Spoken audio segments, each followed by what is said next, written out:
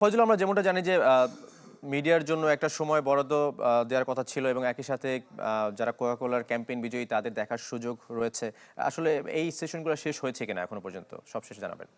Mridul, football ফেডারেশনের কর্মকর্তাদের জন্য একটা সেশন ছিল, সেটা হয়েছে।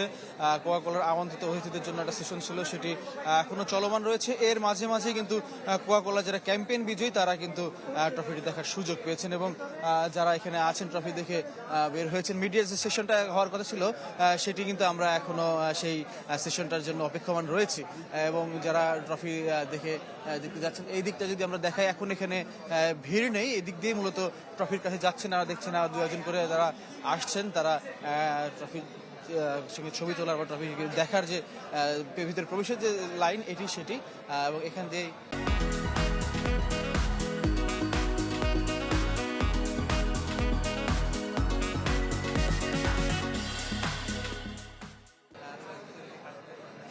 ছবি তোলার সুযোগ পাচ্ছেন এবং এর মধ্যে কিন্তু বেশ কিছু সময় পেরিয়ে গেছে। অনেকেই ট্রফির সঙ্গে ছবি তুলেছেন, ছবি তুলে বের হয়েছেন। তারা একে একে এসে তারা নিজেদের অনুভূতিগুলো আমাদের সঙ্গে শেয়ার করছিলেন এবং এবং যারা ট্রফি দেখে এসছেন ওখানে তারা বলছেন যে আসলে এটা একটু ভিন্ন একটা অনুভূতি, সেই অনুভূতিটাই সবার সঙ্গে তারা ভাগাভাগি করে নিচ্ছেন এবং আমরা যদি কথা বলি একজনের সঙ্গে সেইটা তারা আমাদের জানাবেন।